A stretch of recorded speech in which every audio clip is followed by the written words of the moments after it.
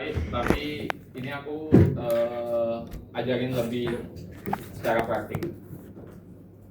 Oke, mungkin yang udah install ArcGIS Pro bisa dibuka ArcGIS Pro dan disiapin data RAR yang udah aku kirim di Drive. Jadi nanti pertama kali teman-teman buka ArcGIS Pro, nanti tampilannya kayak gini. Dan ada map, katalog, global scene, local scene, dan juga start without a template.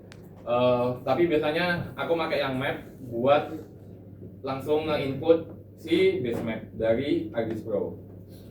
Kalian klik aja, terus bikin project baru, terus oke.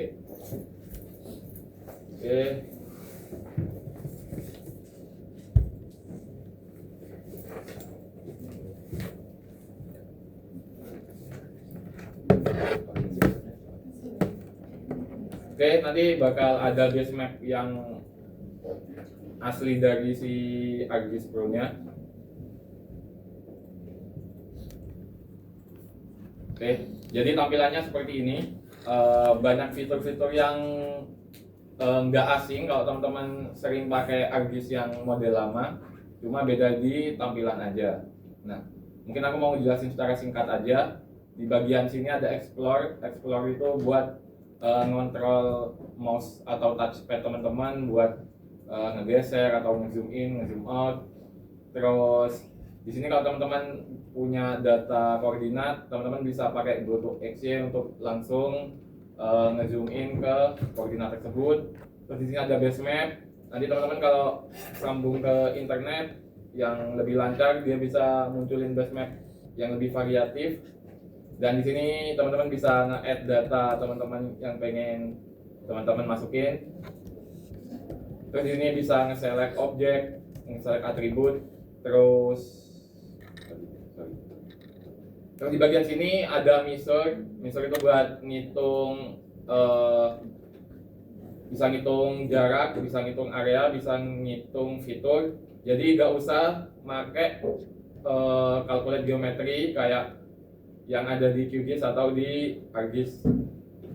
Terus di bagian insert nanti teman-teman bisa nge-layouting dari sini. Nanti teman-teman pelajari aja bagian layouting. Terus di analisis ini di sini fitur-fitur semua ArcGIS Pro ada di sini di bagian tools yang sini. Terus di bagian imagery ini tools yang biasanya untuk mengolah data raster. Di sini ada raster function, function editor, change detection, spectral analysis. Terus di sini, nah ini ada deep learning tools yang teman-teman tadi udah install. Kelebihan dari ArcGIS Pro itu teman-teman kalau misal contohnya ngebikin NDVI atau indeks vegetasi yang lain, nah di sini tuh udah langsung ada fiturnya. Jadi kayak gak usah pakai rumus dan sebagainya. Nanti di bagian kalau nanti si data rasternya udah teman-teman masukin.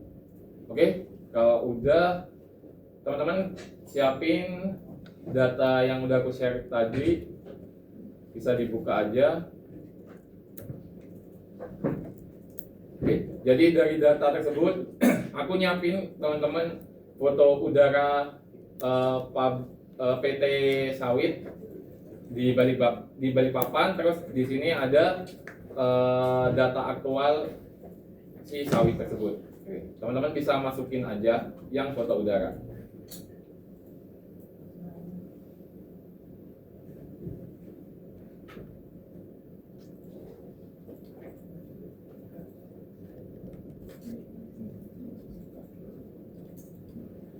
Tinggal di drag aja teman-teman. Nah nanti bakal muncul. Kalau teman-teman muncul ada tulisan calculate statistik, di yes aja karena itu buat memperingan loading nanti si foto udara. Kalau teman-teman udah ngebuka si ArcGIS Pro lagi.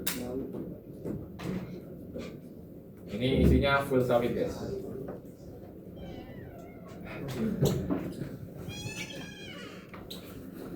Oke, kalau udah dimasukin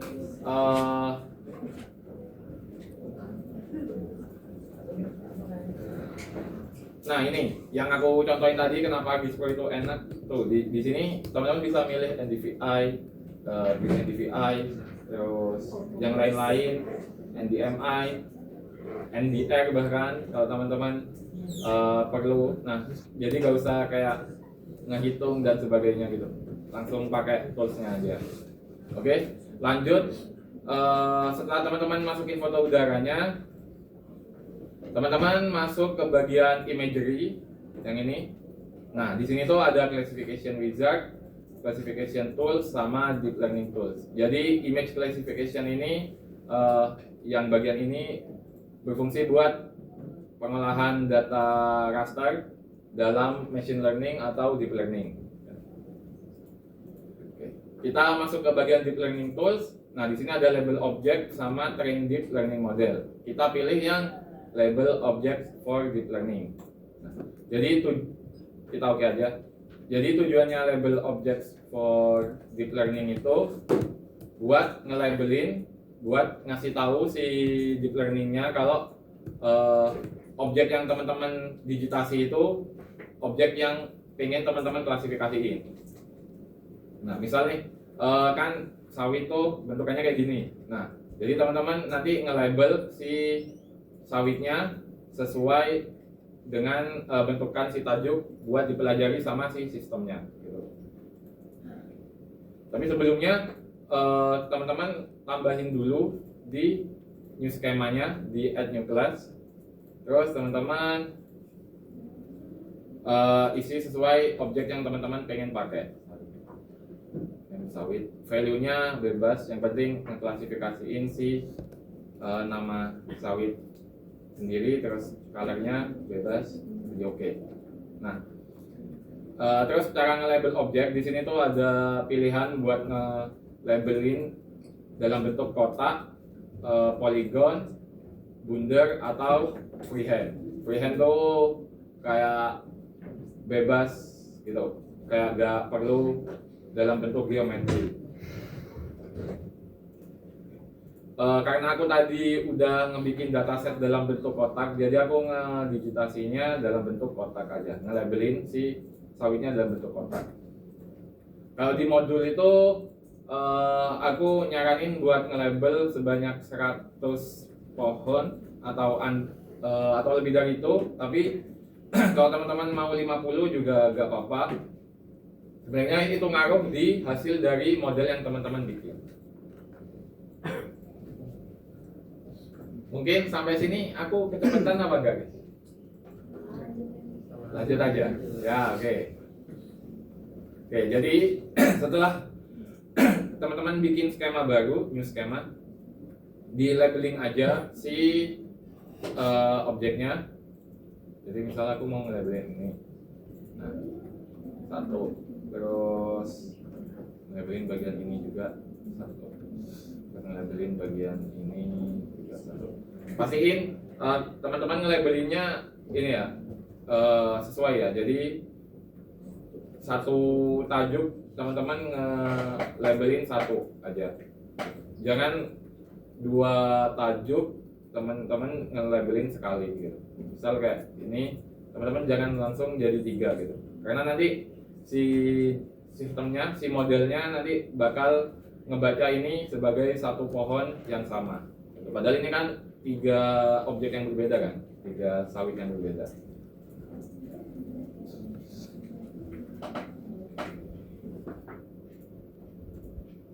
Oke, sampai sini paham cara labelingnya kan? Nah, karena takut terlalu lama, nah, aku udah ngebikin kemarin, jadi aku mau nambahin yang punya aku kemarin aja.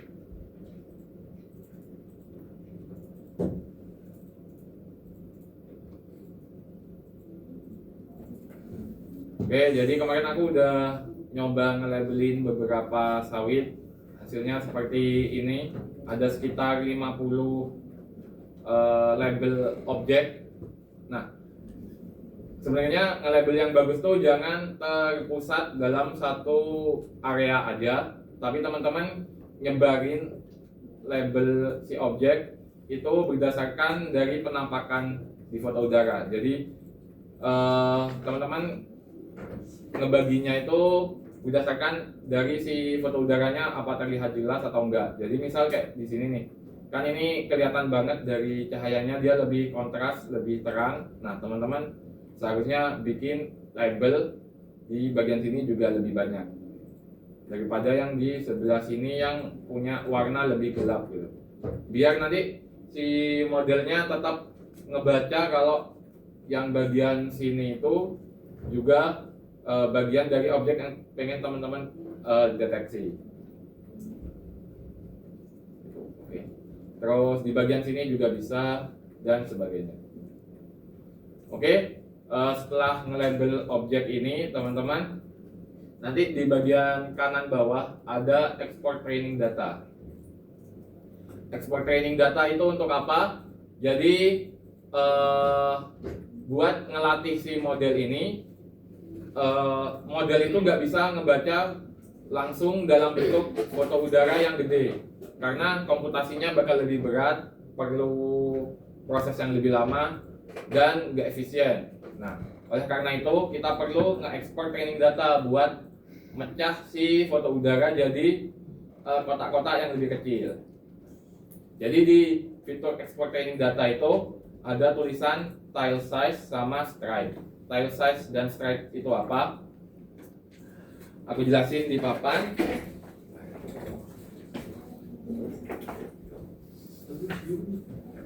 Oke.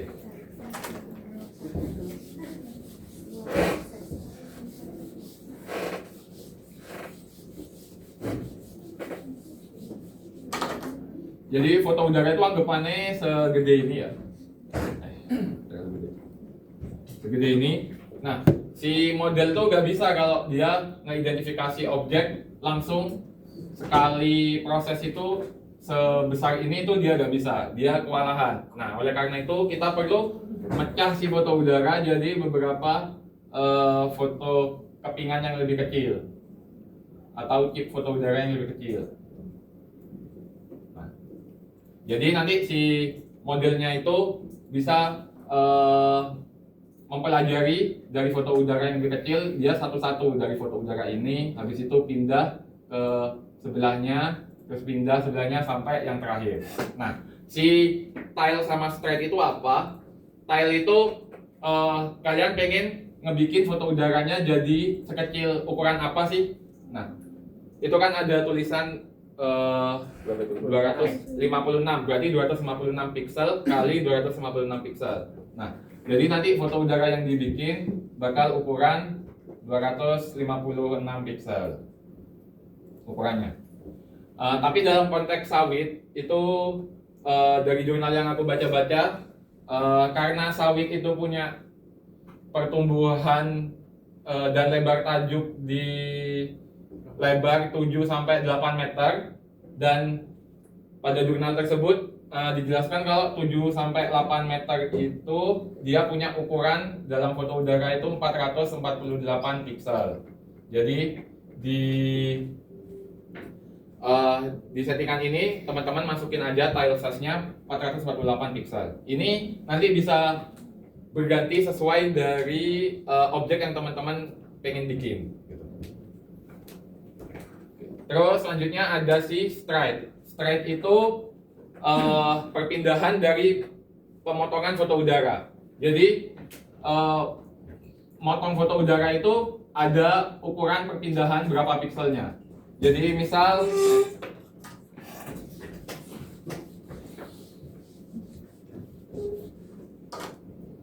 foto udaranya pengen dipotong. Nah, dipotong jadi gini. Lebih kecil. Nah, biasanya stride itu dia harus berpindah sebanyak 2 kali sampai 4 kali buat pindah ke foto udara yang lebih kecil selanjutnya. Nah, itu nanti hasilnya bakal nge-overlap. Jadi satu kotak kecil ini dia ngemotongnya itu nggak langsung 1 kali langsung, tapi dia ngepotongnya jadi 4 kali atau 2 kali gitu. Paham dari sini? Jadi misal foto udara kecil nih segini. Nah, sebelum dia pindah buat si sistemnya pindah buat ngepotong bagian selanjutnya, foto udara selanjutnya, dia tuh ngepotong lebih kecil-kecil terlebih dahulu si ini, gitu, buat ngasilin si training data yang lebih kecil, gitu. Anggap gini, gitu. Dalam hal ini kalau untuk si sawit, dari banyaknya jurnal yang aku baca, dia itu masang stride 1/4 dari ukuran kit yang kalian bikin. Jadi kalau 448, maka stride yang dipakai itu 1/4 dari 448 berarti 112 pixel. Jadi nanti sebelum dia pindah ke foto udara yang lebih kecil satunya, dia ngepotong foto udara ini menjadi 4 kali. Jadi dia bakal dari foto udara yang kecil ini, dia bakal punya foto udara yang lebih kecil sebanyak 4 data. Gitu. Itu aku harap teman-teman bisa paham penjelasanku. Intinya seperti itu.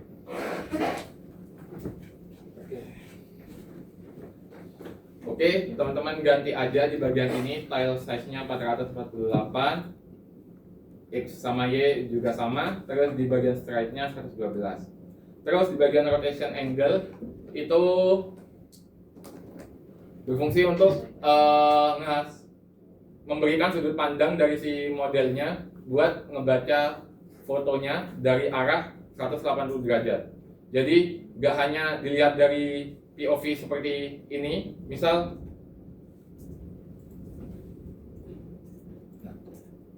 si modelnya tuh ngebacanya dari arah sini. Nah, tapi kalau ditambahin rotation angle dari 180 derajat, dia tuh ngelihat foto udara juga dari arah sini, dari arah atas. Gitu. Oke. Terus di bagian reference system teman-teman tetap aja, terus di bagian metadata format teman-teman ganti ke RCNN MAS karena model yang kita pakai itu MAS RCNN. Kalau teman-teman nanti pakai model yang lain atau belajar model lain, nanti teman-teman bisa sesuaiin dari metadata format yang dipakai. Oke. Habis itu di run aja. Oh ya, perlu disimpan dulu si label objek biar bisa ngerunning. Dia running mungkin cuma 1 menit atau 2 menit.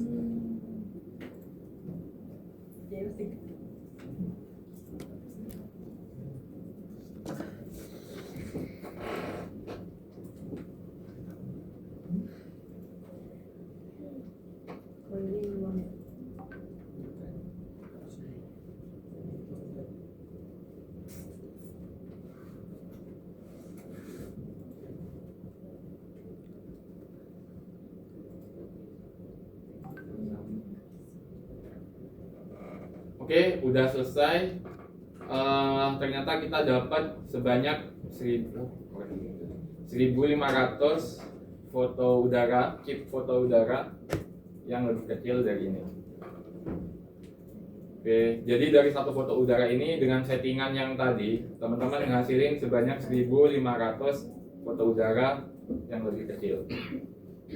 Oke, jadi gunanya ini untuk menyiapkan training data buat dilatih sama si deep learning-nya untuk ngebuat model.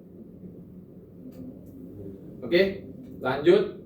Setelah teman-teman bikin training dataset, kita masuk ke bagian deep learning tools. Terus di bagian kedua ini ada train deep learning model. Nah, di sini pilih aja yang set my own parameter buat agar teman-teman bisa setting si deep learning-nya sesuai yang teman-teman mau.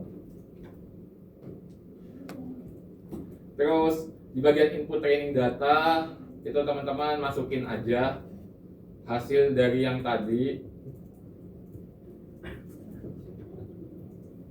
Terus ini di bagian max epoch itu defaultnya 20. Epoch itu apa? Epoch itu kayak pengulangan untuk si model buat belajar. Jadi dari 1.500 foto itu dia mengidentifikasi objeknya sebanyak 20 kali pengulangan.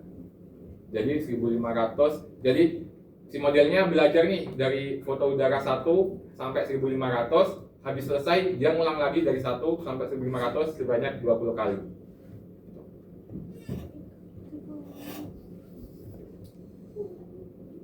Oke, masih loading. Sabar.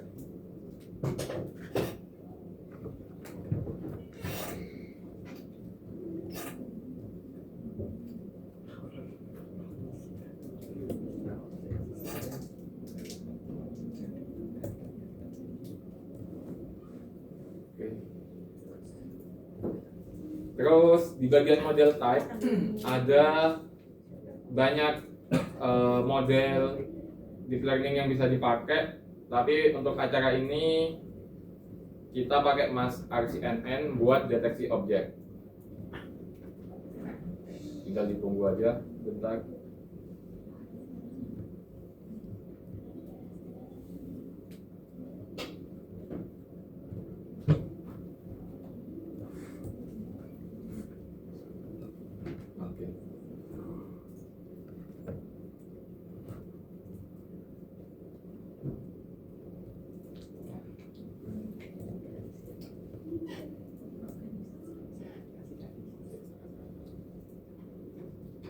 Salah guys, input training datanya.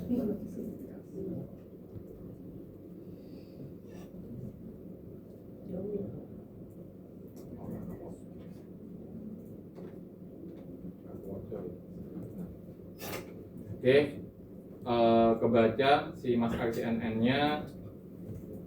Terus di scroll aja ke bawah. Yang bagian ini default aja. Terus bagian bawah di sini ada batch size, ada validation, ada chip size. Batch size itu apa? Batch size itu teman-teman bisa ngatur dalam sekali si foto udara belajar itu berapa foto udara sih yang bisa dibaca. Nah, kalau 64 berarti dari 1500 foto udara teman-teman yang udah bikin, dia itu setiap proses yang dilakuin dia ngebaca sebanyak 64 foto udara.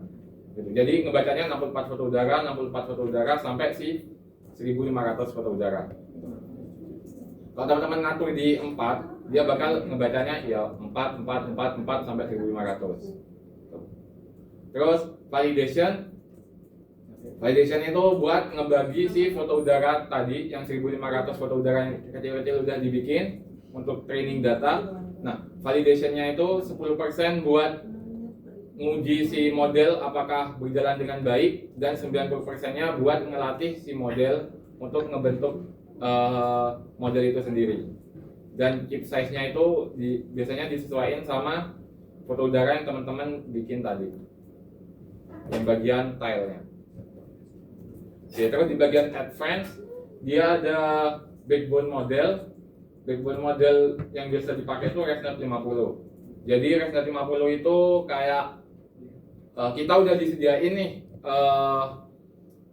training data. Nah, dari si ResNet 50 itu dia nge-provide training data sebanyak lebih dari 1 juta foto tentang vegetasi atau tentang yang ada di foto udara gitu. Jadi si ResNet itu dia udah punya training dataset. Jadi nanti si model yang teman-teman bikin dia tuh nggak kesusahan buat mempelajari foto udara yang teman-teman bikin, karena sebelumnya dia udah punya ilmu atau pengalaman ngebaca vegetasi. Jadi dari si ResNet itu dia bisa ngebaca, punya ilmu awalnya kayak oh ini ternyata vegetasi. Nah, vegetasinya apa? Nah, nanti teman-teman itu tergantung dari training data yang teman-teman bikin sebelumnya. Oke, selanjutnya kalau udah disetting semua, itu teman-teman tinggal klik run. Nah, tapi biasanya untuk train deep learning model itu membutuhkan waktu sekitar 30 sampai 1 jam tergantung dari foto udaranya. Nah, kemarin aku udah nyoba foto udara ini bisa sampai 1 jam untuk ngelatih si modelnya. Tapi karena udah aku bikinin, nah di data acara 3 nanti teman-teman pakai dari sini aja untuk model yang udah dipakai. Oke, anggap aja kita udah ngetrain si deep learningnya. Nanti hasilnya seperti ini guys. Teman-teman buka di bagian rar teman-teman, nanti ada 2026 bla bla bla deep learning model. Nah hasilnya seperti ini. Ada beberapa format file DLPK, EMD, PTH. Biasanya nanti yang bakal dipakai itu yang DLPK, kepanjangannya dari Deep Learning Package Kit. Itu yang berisikan model yang udah teman-teman bikin. Terus hasil dari modelnya, gambarannya seperti apa, bisa masuk di model karakteristik. Di sini ada graphic loss-nya. Nah, ini bisa teman-teman pelajari sendiri train dan validation-nya. Jadi ketika dia pertama kali belajar, dia tuh banyak miss-nya. Tapi semakin kesini dia miss-nya udah under 1 gitu. Jadi dari gambar ini udah kelihatan jelas kalau si model udah belajar. Terus hasilnya seperti apa? Teman-teman cek di show result, itu ada ground truth sama prediction. Ground truth itu hasil labeling teman-teman yang tadi. Nah, kan teman-teman tadi ngekotakin, terus hasil prediksinya itu dia nyesuaiin dari si luas tajuknya. Dari dari luas tajuknya ini juga. Oke, terus di sini ada training validation. Itu buat ngelihat nilai akurasi atau presisi si model setiap kali pengulangannya. Jadi di sini tuh ada epoch 0, berarti pengulangan pertama dia tuh menghasilkan presisi sebanyak 0,23%, training loss-nya 0,9. Jadi ketika dia belajar, dia tuh dari 1.500 foto udara yang dipakai ternyata miss sebanyak 0,9. Tapi karena itu masih awal-awal, jadi nanti semakin banyak epoch atau pengulangan yang teman-teman pakai, dia cenderung lebih bagus. Dari sini kelihatan average precision-nya dari yang awalnya 0,2 jadi 0,45. Terus trainingnya yang tadi 0,9 jadi 0,7. Tapi ini masih tergolong kurang bagus karena pengulangan yang dipakai cuma sebanyak 30 kali. Biasanya dipakai hampir 50 sampai 100 kali. Oke, kalau udah dapat si modelnya, teman-teman udah bikin modelnya, apa sih yang selanjutnya? Nah, selanjutnya teman-teman bisa masuk ke bagian analisis. Di situ di bagian tools dibuka aja. Nah, di sini tuh ada bagian regression, prediction, dan classification. Nah, teman-teman bisa pilih yang forest based tergantung kebutuhan teman-teman. Bisa juga classify pixel using deep learning dan detect object using deep learning. Yang classify pixel using deep learning itu biasanya cocok buat ngebikin tutupan lahan kayak badan air, terus vegetasi, bangunan, dan sebagainya, karena dia hanya ngebaca dari nilai si pixelnya. Oke, kita pakai yang detect object using deep learning. Di situ input raster yang teman-teman pakai, kita pakai foto udara dari salah satu PT kebun sawit. Terus model definition-nya dia itu pakai deep learning model package yang format DLPK. Nanti masukin aja model yang udah aku bikinin.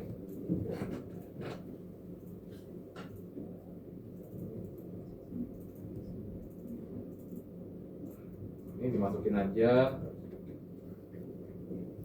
Oke, nanti bakal ada bagian argumen. Argumen ini nggak usah diotak-atik. Yang bagian padding sama batch size itu nggak usah diotak-atik karena itu udah settingan dari train model yang udah teman-teman atur sebelumnya. Terus ada confidence threshold. Confidence threshold itu buat ngebatasin si deep learning dari hasil prediksinya itu nanti dia bakal menghasilkan data-data statistik. Nah, data-data statistiknya itu start dari 0 sampai 1. Dan kalau teman-teman ngebatasin si kepercayaannya jadi 0,9, nanti objek yang dimunculkan cuma bagian yang punya hasil statistik 0,9 sampai 1. Jadi oleh karena itu aku pengen punya objek yang lebih banyak, aku atur di bagian 0,5. Terus bounding box itu apa?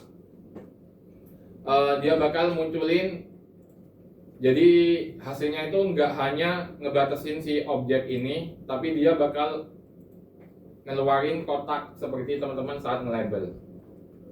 Jadi hasilnya itu nanti nggak hanya ngebatasin sini, ngebatasin si objek sawitnya, tapi dia juga ngekotakin dari ujung objek sampai ujung objeknya.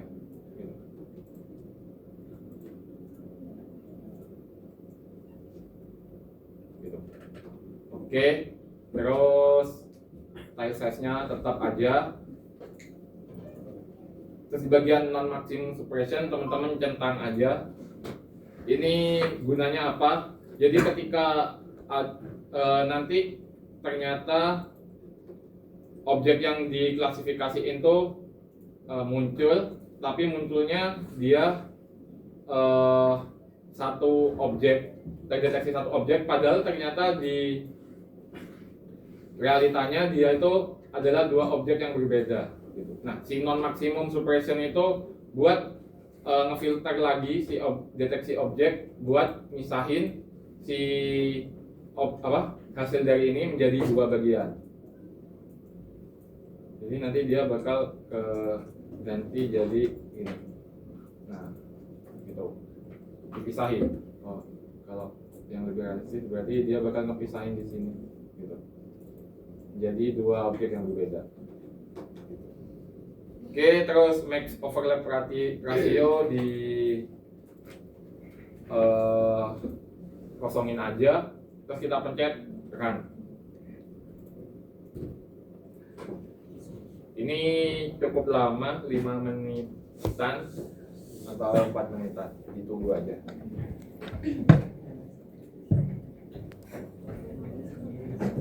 Bisa, tapi kan nggak final gimana ngerin aja.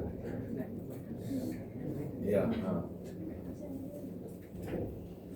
Kalau teman-teman, aku udah nyiapin modelnya. Kalau nanti teman-teman mau coba dari awal gak apa-apa, tapi kalau teman-teman mau pakai model yang aku bikin juga gak apa-apa. Bebas, tergantung mood teman-teman.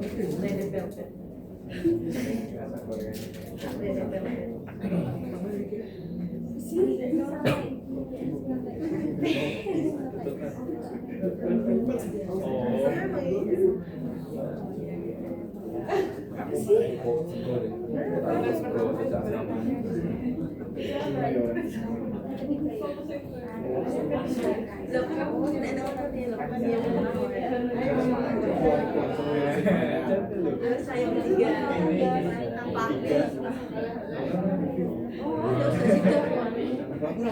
itu diisi langsung banget. Ada yang berdiri di antara anak perempuan yang gak kenal.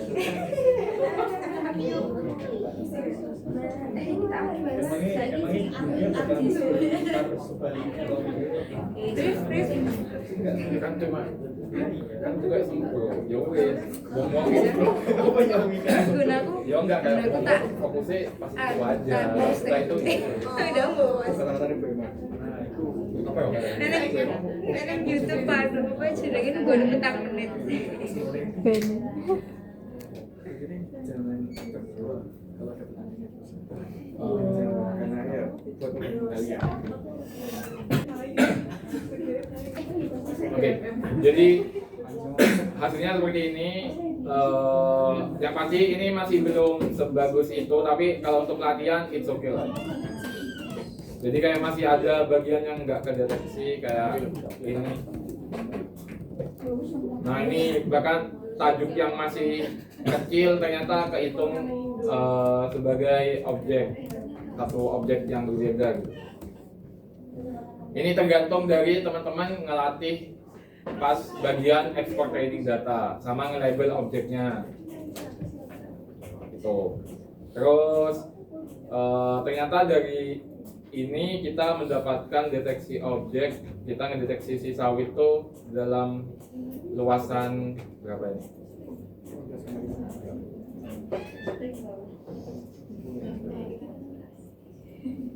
Dalam area sebesar ini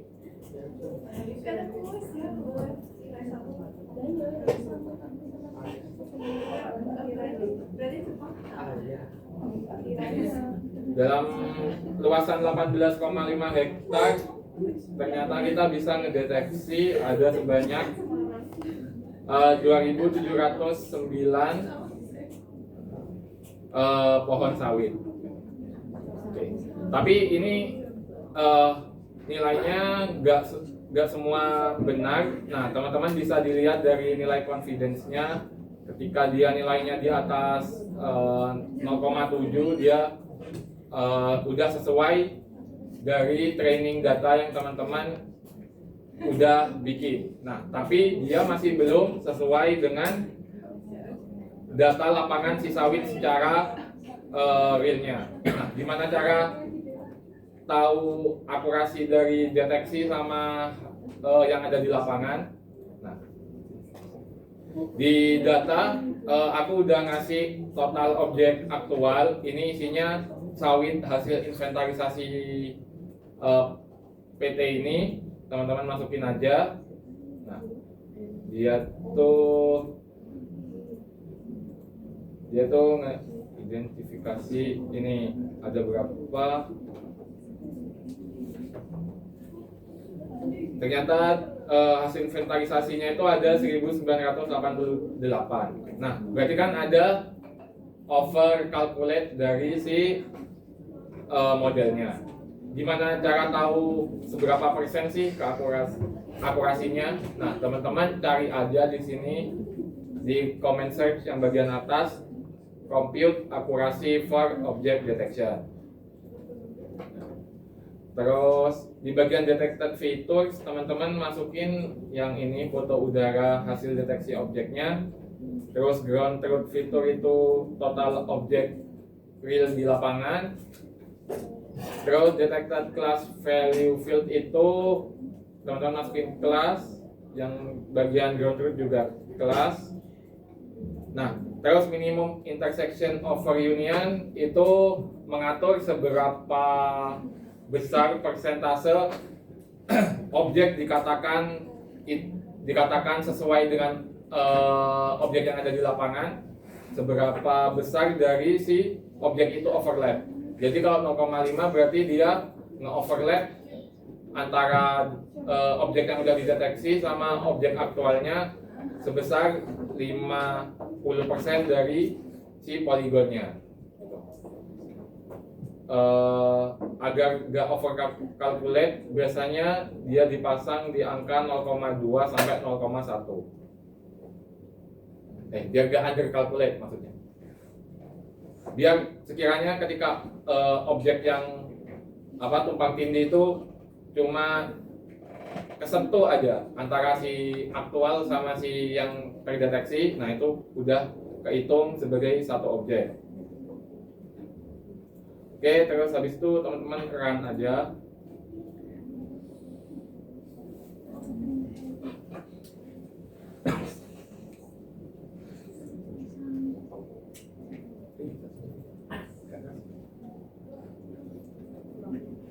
Oke, udah dapat hasilnya, diklik aja view details, terus ini masuk ke bagian parameter, terus dibuka aja.